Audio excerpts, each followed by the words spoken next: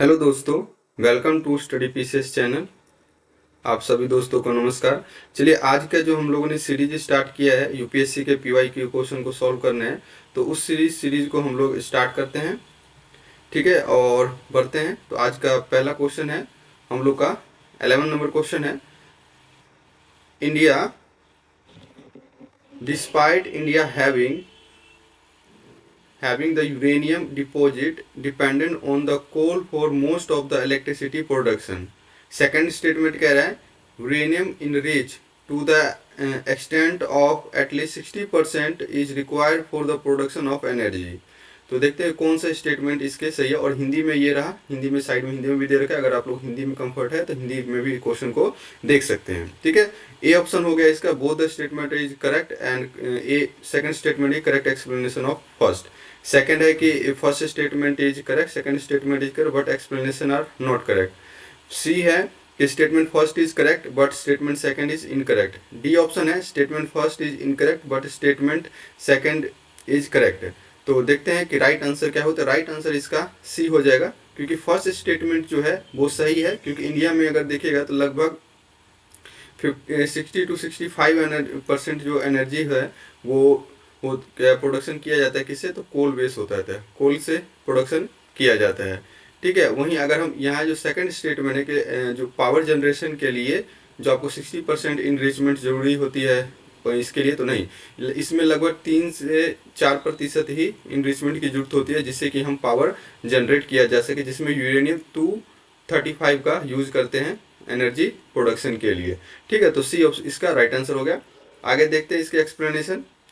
जो इंडिया जो है 9th लार्जेस्ट प्रोड्यूसर है किसके अंदर? तो यूरेनियम के अंदर। ठीक है, वहीं उसके साथ अगर देखें कि लगभग 55%, 60, अगर 55 से 60% लेगा, एग्जैक्ट डाटा देखेगा तो 55% जो कंट्री की एनर्जी नीड है वो पूरा करता है कोल से। वहीं अगर लो यहाँ पे किसकी जरूरत होती है? तो लो यूरेनियम इनरिच की जरूरत होती है, जिसमें 3 से 5% कंसंट्रेशन ऑफ यूरेनियम को लिया जाता है। अगर 90% से ज़्यादा यूरेनियम अगर इनरिच हो जाता है तो ये न्यूक्लियर वीपन में यूज होता है। क्या? न्यूक्लियर वीपन के अंदर यूज होता है इसका। ठीक है, चलिए नेक्स्ट क्वेश्चन देखते हैं।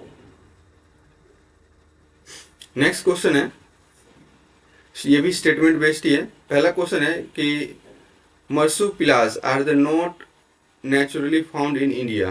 ठीक है, सेकंड स्टेटमेंट है marsupials can thrive only in a montane grassland with no predator. मतलब कि शिशुधानी जो स्तनी है वो भारत में प्राकृतिक रूप से नहीं होते हैं, और शिशुधानी केवल परपक्षी रहित जो स्थल होते हैं वहां पर पाए जाते हैं।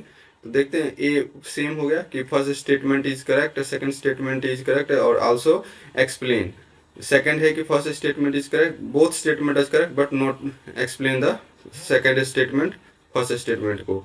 ठीक है, थर्ड है कि first statement is correct but second statement is correct. D है कि फर्स्ट स्टेटमेंट इज इनकरेक्ट और सेकंड स्टेटमेंट इज करेक्ट। तो इसका राइट आंसर आपका हो जाएगा सी, कि जो फर्स्ट स्टेटमेंट जो है सही है लेकिन सेकंड स्टेटमेंट जो है करेक्ट है। जो मार्सुपिलेज आर द कंगारू, ये क्या है? एक कंगारू के टाइप है। ठीक है, जो कि नेटिव टू ऑस्ट्रेलिया है। क्या? ऑस्ट्रेलिया के नेटिव है, और they are naturally found in India, not naturally found in India. क्या? नेचुरली इंडिया के अंदर ये नहीं मिलते हैं। ठीक है, मार्सुपिलियन मोस्टली जो ये जाने जाते हैं सेमी एरिड एरिया जो होता है वहाँ पर जाने जाते हैं, और ऑस्ट्रेलिया को रेगिस्तान की भूमि कहा जाता है, तो वहाँ पर सेमी एरिड एरिया सबसे ज़्यादा है।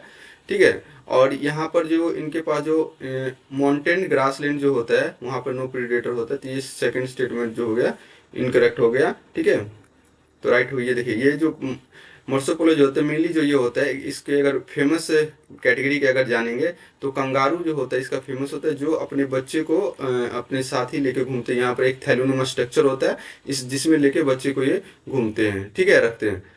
तो चलिए नेक्स्ट क्वेश्चन की तरफ चलते हैं। 13 नंबर क्वेश्चन देखते हैं। जो invasive species specialist group that develop global invasive species database belong to which of the following organisation. तो कौन से ऑर्गेनाइजेशन को बिलोंग करते हैं ये? तो राइट आंसर इसका हो जाएगा ए ऑप्शन है International Union for Conservation of Nature. Second option B option है the United Nation Environment Programme. C option हो गया United Nation World Commission for Environment and Development, D option हो गया World Wide Fund for Nature. ठीक है, तो इसमें से पूछा है कि इन सबको जो ग्रुप का स्पेशलिस्ट डाटा रखा जाता है तो ये कौन करता है, तो राइट आंसर इसका हो जाएगा international union of conservation of nature, IUCN ये चीज रखता है, तो ये इसका राइट आंसर हो जाएगा। एक्सप्लेनेशन अगर देखेंगे तो international Union for Conservation of nature जो है, इनका ये ग्लोबल NGO टाइप एक एजेंसी है जो कि इन्वायरमेंटल से कंसर्न रखते हैं और उसके जो भी डाटास वगैरह है वो सारे इसको सेव करके रखते हैं। और इसी में जो है ग्लोबल इन्वेसिव स्पीसीज प्रोग्राम चलाया था जो कि 2000 के अंदर चलाया गया था। अगर इसका देखें United nation conference on human environment, तो ह्यूमन इन्वायरमेंट जो स्टॉकहोम के अंदर हुआ था 1972 के अंदर, तो इसी के बाद से एक UNEP बना था, यूनाइटेड नेशन इन्वायरमेंट प्रोग्राम बना था। ठीक है, यूनाइटेड नेशन इन्वायरमेंट प्रोग्राम बना था, यूनाइटेड नेशन इन्वायरमेंट UNEP बना था कब, तो स्टॉकहोम के जो 1972 में हुआ था मीटिंग, उसके बाद हुआ था, क्या उसके बाद हुआ था। ठीक है, और वहीं पर अगर देखेंगे 5 जून 1972 को इसकी फर्स्ट मीटिंग हुई थी। उसी दिन जो वर्ल्ड इन्वायरमेंट डे मनाया जाता है हर साल 5 जून को। ठीक है, और अगर हम सेकंड अगर देखें कि world Wide Fund for nature, ये क्या है, एक स्विस जो बेस्ड एक इंटरनेशनल नॉन गवर्नमेंटल ऑर्गेनाइजेशन है जो कि 1961 में बना था, क्या 1961 में बना था। और ये जो वर्क करता है जो वाइल्डनेस के अंदर प्रिजर्वेशन, जो वाइल्ड एनिमल्स वगैरह सब होते हैं, प्लांट होते हैं, उनके जो प्रिजर्वेशन वगैरह के लिए और reduction in human impact on environment, इसके ऊपर ये काम करते हैं। और साथ साथ में कुछ कंट्री जो होते हैं उन्हें फंड की व्यवस्था भी करवाते हैं। ठीक है, for the protection and conservation of environment. 14 number question है, consider the following fauna, lion tail macaque, Malabar civet और sambar deer, how many of the are generally nocturnal और मोस्ट एक्टिव आफ्टर सनसेट। मतलब इसका कहना है कि इनमें से जो कौन से फौना है जो कि आपको रात में ज़्यादातर एक्टिव रहते हैं और दिन में कम, तो कौन सा हो जाएगा ये, तो इसका राइट आंसर देखिए 2 हो जाएंगे, तो बी इसका राइट आंसर हो जाएगा ओनली 2। देखिए इस टाइप का क्वेश्चन जो होता है थोड़ा सा डिफिकल्ट होता है, यहाँ पर आप एलिमिनेशन करने में थोड़ा सा उतना इफेक्टिव नहीं रहता है। तो इस टाइप को अगर ये नॉन है कि ये क्वेश्चन सही है या राइट है, तभी जाके आप इस क्वेश्चन को सही कर सकते हैं। तो देखते हैं इसका राइट आंसर, तो राइट आंसर तो बी हो जाएगा। तो जैसे कि लाइन टेल मोकाओ जो है, लाइन टेल मोकाओ आल्सो, इसको आल्सो बैंड्रियोन के नाम से जाना जाता है। ठीक है, ये क्या होता है कि जो ये कैनोपी जो होती है ट्रॉपिकल एवरग्रीन रेन फॉरेस्ट की, वहाँ पे पाई जाता है, जहाँ पर मानसून एरिया फॉरेस्ट होते हैं वहाँ पर ये मिलते हैं। अगर इनका IUCN स्टेटस देखें तो IUCN स्टेटस जो है इसका इंडेंजर है, क्या है, इंडेंजर है इसका IUCN स्टेटस। वहीं पे अगर हम और देखें कि ये मैक्सिमम मिलता कहाँ पर है, तो साइलेंट वैली नेशनल पार्क जो केरला के अंदर है, ये लार्जेस्ट पॉपुलेशन है लाइन टेल मेकाओ का इन साउथ इंडिया।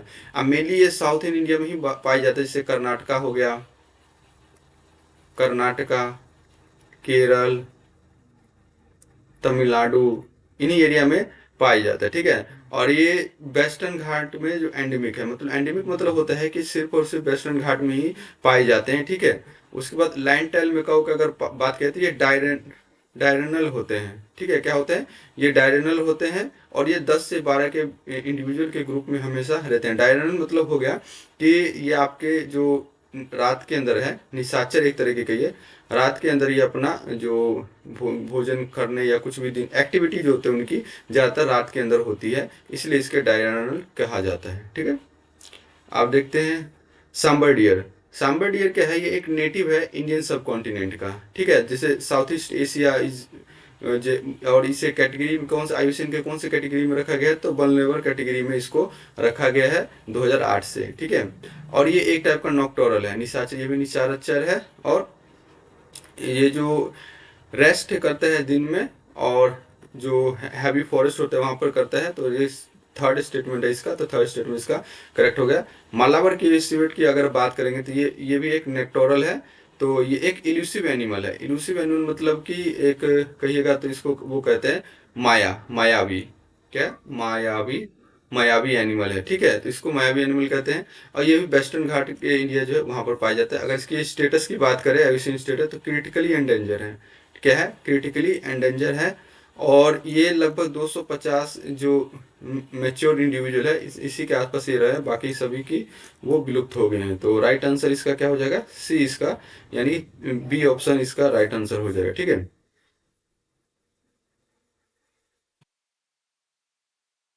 देखिए ये रहा लाइन टेल मैकाओ, ये रहेगा सांबर डियर, और ये आपका मालाबार सीबेट हो गया। ठीक है,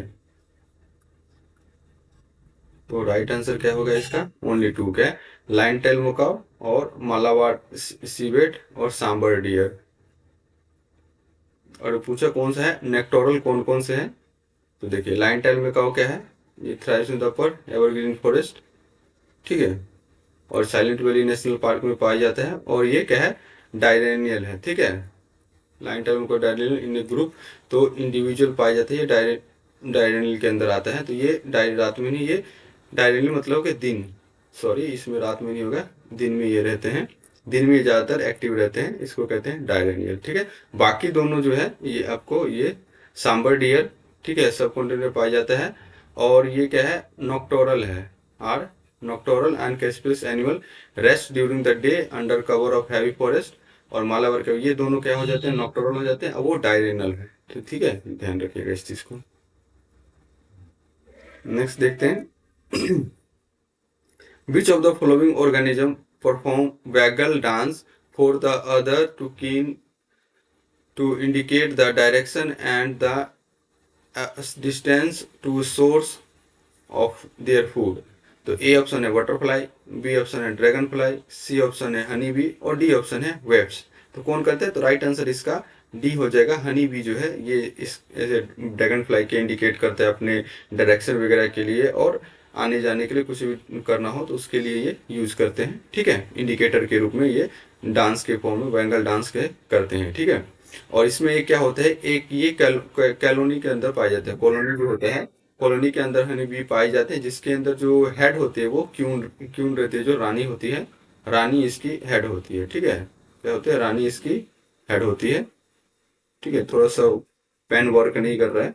ठीक है, आउटसाइड, और इसमें क्या करते हैं, एक पोर्च ऑफ फूड होता है, और हनी कॉम्ब की तरह लटकते रहते हैं, और इसमें क्या होता है कि रेटिकल ऑप्टिक फ्लो होता है, क्या, रेटिनल ऑप्टिक फ्लो होता रहता है। और ये जो बैंगल डांस यूज होता है, कम्युनिकेट डायरेक्शन और डिस्टेंस की जानकारी के लिए डांस का फॉर्म का उपयोग करते हैं। देखिए ये रहा हमारा हनी भी, इसी को हीन बोला जाता है। ठीक है, ये छोटे छोटे हनी भी हो गए।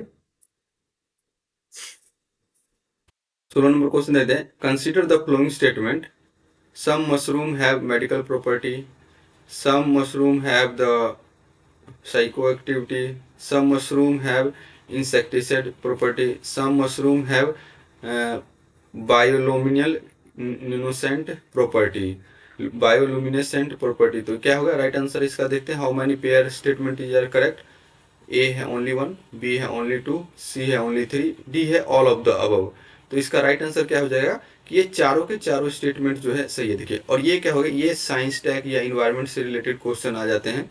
तो इसमें देखिए जहां पर some, may be, could be, can be, इस टाइप का अगर क्वेश्चन लगा रहता है यूपीएससी का, अगर तो मैक्सिमम जो अगर देखिएगा तो 98% या 99% चांसेस रहते हैं कि ये सभी ऑप्शन सही होंगे। लेकिन फिर भी कुछ ऐसे जो नॉर्मल सेंटेंस दे दे और पूछ ले कि करेक्ट है कि नहीं, तो वो थोड़ा सा ध्यान रख लें। लेकिन इस टाइप के जो साइंस टेक्नोलॉजी और इन्वायरमेंट रिलेटेड क्वेश्चन होते हैं उसमें ये सभी के सभी ऑप्शन आप देखिएगा तो सही होते हैं, क्योंकि सम हम नहीं कह सकते, कुछ हो सकते हैं, कुछ में भी नहीं हो सकते। लेकिन इन सब का अगर कहिए कि हाँ हाँ ये होने के चांसेस के आपके पास कहिएगा परिणाम जो होता है, रिजल्ट जो होते हैं, डाटा जो होता है आपके पास बहुत सारे मिल सकते हैं, लेकिन नहीं होने का आप इसको गलत साबित नहीं कर सकते हैं कि कुछ नहीं हो सकते हैं। तो इसलिए हम लोग इस टाइप के क्वेश्चन को जनरली सही मान के चलते हैं। ठीक है, नेक्स्ट है, अब देखिए इसी का एक्सप्लेनेशन दिया हुआ है कि मशरूम जो होती है, कुछ होते हैं जिसके अंदर प्रॉपर्टीज होती है, एक्स्ट्रा यूज किया जाता है, ह्यूमन हेल्थ के लिए किया जाता है, सप्लीमेंट के रूप में किया जाता है। एक साइको मशरूम जो होता है उसमें कल्टीवेटेड वाइल्ड और कल्टीवेटेड मशरूम होता है, जिसके अंदर नेचुरली बहुत सारे प्रोडक्ट पाए जाते हैं, जैसे कि हेलोसोनिक कंपाउंड होता है। रिसेंटली जो अभी मिला है लैक्टेरियस रोसिलास नाम का एक मिला है मशरूम, उसके अंदर क्या है कि मिल्की फ्लूड और कलर चेंजेस रिएक्शन होते हैं which could be warning reaction, क्या ये इस क्या करते हैं, इसमें वार्निंग रिएक्शन के रूप में यूज होता है। वहीं पे मशरूम डॉक्यूमेंटेशन प्रोजेक्ट जो नॉर्थ ईस्ट इंडिया के अंदर है, तो उसमें बायोलुमिनेसेंट पाए जाते हैं, जैसे और लाइट इमिटिंग जो कहिएगा एक तरह का होते हैं, वैरायटी ऑफ मशरूम पाए जाते हैं। ईस्ट खासी हिल जो मेघालय के अंदर है, वहाँ भी डिफरेंट टाइप के मशरूम पाए गए हैं, कुछ स्पेसिस पाए गए हैं, जिसे रोडियोमाइसिस फिशियासिस्ट कहा गया है। तो अगस्त में पाया जाता है, जो नाइट में नियर रिवर स्ट्रीम के आसपास पाया गया है। तो ये भी हो सकते हैं, तो इसलिए इसका क्या होता है, मशरूम के जो वैरायटी है, बैक्टीरिया सब है, उसके अलग अलग टाइप हो सकते हैं। तो ये राइट इसका आंसर हो जाएगा। अगर यहीं पे देखें, देखिए मशरूम के दो अलग अलग पार्ट है, जैसे कि नॉन एडिबल मशरूम, तो कोरियोलोसिस वर्सिकुलर, एमेंटिया फलेंसी, फिसियोलोसिस जेपेंचिस, आइकोनी, अम्ब्रेलिया, तो ये सब अलग अलग है जो नॉन एडिबल मशरूम है। वहीं एडिबल मशरूम की बात करें तो एग्रेसियस बिस्पोरस, हेरिसियम इनोरोसियस, लैंटिनिना इडोलिस, टर्मिटोसोप और पेलुरोसा सेप। देखिए थोड़ा सा प्रोनाउंसिएशन हो सकता है कि टर्मिनोलॉजी है अलग से, ठीक है। और अगर वहीं एक्टिव कंपाउंड की अगर बात करेंगे इसके लिए, तो इसका एक्टिव कंपाउंड कौन कौन से हो जाएंगे, जैसे कि एंटीऑक्सीडेंट के रूप में काम होता है ये, ठीक है। साथ साथ में एंटीबैक्टीरियल होता है, फिर बायो एक्टिव मेटाबॉलिक होता है, एंटी कैंसर होता है, एंटी इन्फ्लेमेटरी होता है। तो ये सारे क्या है, ये एक मशरूम जो होता है एक बैक्टीरिया का या फंगस के रूप में आ जाता है। इसके सबके पॉजिटिव और नेगेटिव यानी दोनों एक्सपेक्ट इसके हो सकते हैं, ठीक है। चलिए नेक्स्ट देखते हैं 17th number question. Which of the following statement regarding the Indian squirrel is correct? तो they will nest by making burrow in the ground, ठीक है। They store their food material like nuts and seed in the ground. They are omnivorous. क्या है ये, omnivorous है। omnivorous मतलब होता है कि जो ऐसे प्लांट और फौना जो होते हैं, जो प्लांट और जो एनिमल, प्लांट और फ्लोरा दोनों को खाते हैं। फोना और फ्लोरा जो होते हैं दोनों को ये लोग खाते हैं, तो उसको कहा जाता है। तो राइट आंसर हो जाएगा इसका ए ऑप्शन है, only A, only two, C only three, और D none of the above. तो राइट आंसर इसका सी हो जाएगा, तीनों के तीनों स्टेट में से ये कि इंडियन स्क्वेरल जो है फाउंड होता है कि mainly south of the Vindhya और श्रीलंका के अंदर पाया जाता है। और ये एक ट्रॉपिकल ड्राई फॉरेस्ट एरिया में, रेन फॉरेस्ट एरिया में, मैंग्रोव फॉरेस्ट में, ग्रासलैंड में, scrub, park, garden and urban area, हर जगह ये पाए जाते हैं। They are solitary and only come together during breeding season. क्या कहते हैं, सोलिटरी होता है और ब्रीडिंग सीजन के अंदर साथ साथ आते हैं। They are active during the day, spending their time both in trees and ground. They store their food material like nuts seeds in the ground. और स्क्वेरल जो होते हैं hide nuts at away from the preparation of the cold weather when otherwise food will be scare. और लोगों के से इसको इसको चुरा न ले, नुकसान न कर दे, इसकी वजह से उसको नहीं रखते हैं, चुरा के एक मिट्टी के अंदर खोद के रखते हैं। ओमनीवोरस होते हैं, they feed mainly nuts and fruits but will also eat seed, insect, small mammals and reptile, egg, even sometimes check of birds, ठीक है। तो ये सारे हैं, तो ओमनीवोरस टाइप के ये कैटेगरी के अंदर आते हैं इंडियन स्क्वेरल, ठीक है, जिसे हम लोग गिलहरी कहते हैं आप भाषा में। ये रहा, देख कितना प्यारा सा है, तो ये इसी को कहा जाता है इंडियन स्क्वेरल, ठीक है। नेक्स्ट क्वेश्चन है 18th। Some microorganisms can grow in the environment with temperature above boiling point of water. Some microorganisms can grow in the environment with temperature below the freezing point of water. Some microorganisms can grow in a highly acidic environment with pH below. देखिए इस type का अगर आपको question करना हो तो आप कैसे करिएगा। देखिए some microorganisms can grow in environment with the temperature of the point of water, ठीक है, बॉइलिंग पॉइंट ऑफ वाटर। तो आप देखिए, आप जानते होंगे कि जो वोल्केनो है, वोल्केनो के आसपास भी कुछ जो ऑर्गेनिज्म पाए जाते हैं, ठीक है, माइक्रो ऑर्गेनिज्म पाए जाते हैं, छोटे छोटे होते हैं उसके। तो क्या है ये एक क्या कि यहाँ पर वहाँ पर टेम्परेचर कितना ज़्यादा होता है, तो वहाँ पर कुछ उत्पन्न हो सकते हैं, पनप सकते हैं माइक्रो ऑर्गेनिज्म। तो ये फर्स्ट स्टेटमेंट आपका करेक्ट हो गया। सेकेंड अगर देखें, some micro organism can grow temperature below freezing point. Micro organism होते हैं, हमारे सबसे अच्छा एग्जांपल है कि आप ले लीजिए कि हमारे फ्रीजर के अंदर कोई चीज़ सामान आप रख दीजिए, हमारे फ्रिज के अंदर जो होता है, वहां पर कोई सामान रख दीजिए 5-10 दिन के लिए, उसके उस पर भी कुछ ना कुछ फफूंद टाइप के, बैक्टीरियल टाइप के चीजें आ जाती है, फंगस टाइप के, तो क्या है, पनप रहे हैं ना बिलो टेम्परेचर पे। तो हमारे दो ऑप्शन तो हमारे राइट हो गए कि हाँ ये दोनों राइट हो गए, हो सकता है, पॉसिबल है। क्योंकि आप ये ऐसा नहीं देखें कि ऐसा नहीं हो सकता, पॉसिबल है, हो सकता है। उसके बाद है कि some micro organism can grow in a highly acidic environment with pH below 3। तो पीएच बिलो 3 जो अगर ये कह रहे हैं, तो ये क्या है, साइंटिफिक है, साइंस और टेक्नोलॉजी से कहिएगा का इन्वायरमेंट रिलेटेड क्वेश्चन है। तो इसमें मान लीजिए कि इस क्वेश्चन को आप लोग थोड़ा सा इस पॉइंट को आप डिस्कस कर सकते हैं या इस पर सोच सकते हैं।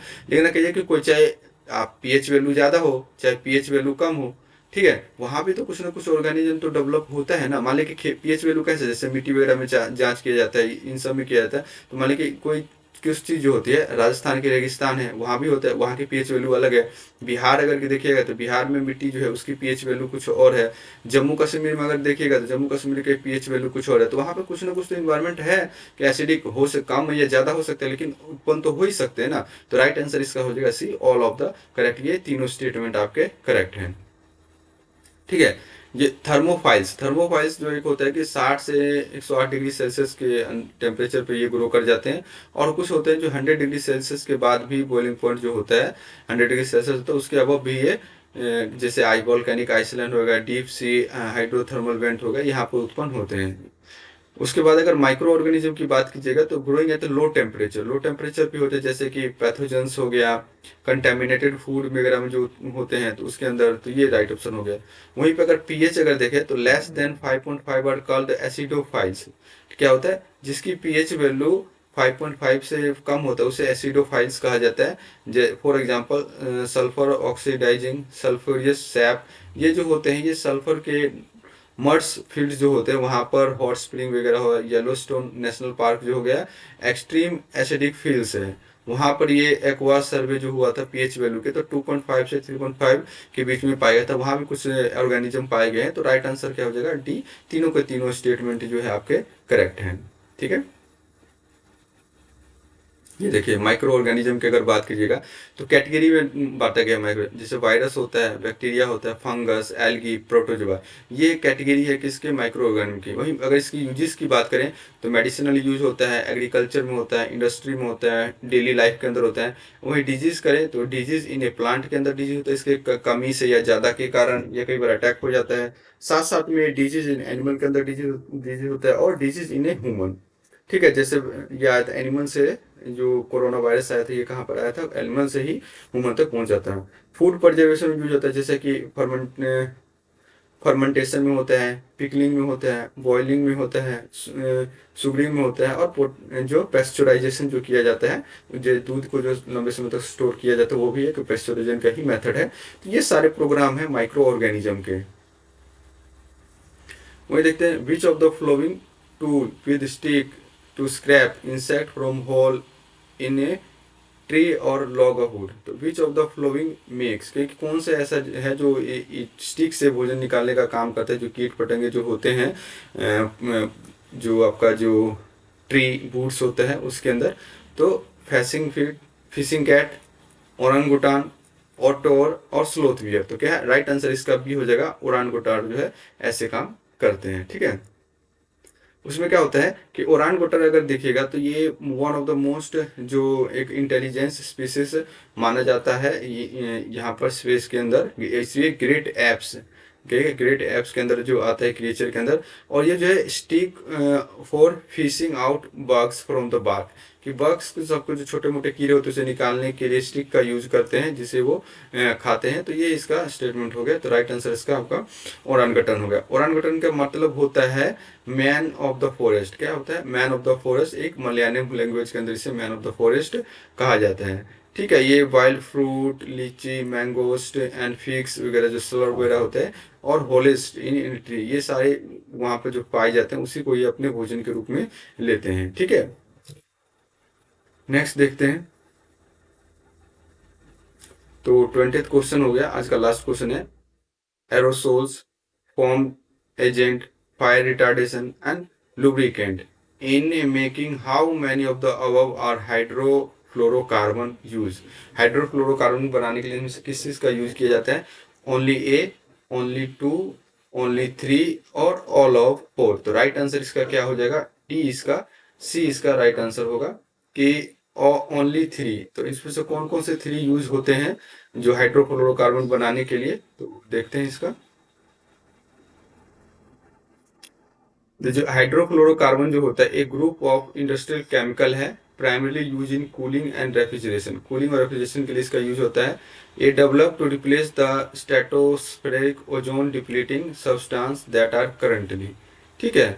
उसके बाद है being use out under the monitor protocol substance that deplete the ozone layer, ठीक है। क्या क्या ओजोन लेयर को जो डिप्लीट करता है क्लोरोफ्लोरोकार्बन, तो मॉनिटर प्रोटोकॉल हुआ था उसको कंजर्वेशन करने के लिए।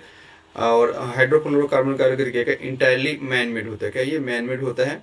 दे are primarily produce for using in refrigerator, air conditioning, insulating foams and aerosol propellant with minor use as a solvent and for fire protection. SCF are not use for making lubricant. Lubricant बनाने के लिए जो SCF का है use नहीं होता है। तो आपका 1 2 3 जो करेक्ट हो गया एंड 4 ऑप्शन जो है नॉट करेक्ट हो गया। तो राइट आंसर आपका अगर देखिएगा तो आपका क्या हो गया, राइट आंसर आपका ये ओनली 3। ये एरोसोल यूज होता है, फोम एजेंट में होता है, फायर रिटार्डेंट, लेकिन लुब्रिकेंट में इसका प्रयोग नहीं होता है। चलिए दोस्तों, मिलते हैं हम लोग अब नेक्स्ट वीडियो में, नेक्स्ट सीरीज के अंदर, और डेली बेसिस पर आपको ये सीरीज मिलते रहेंगे। तब तक के लिए जय Hind, thank you so much.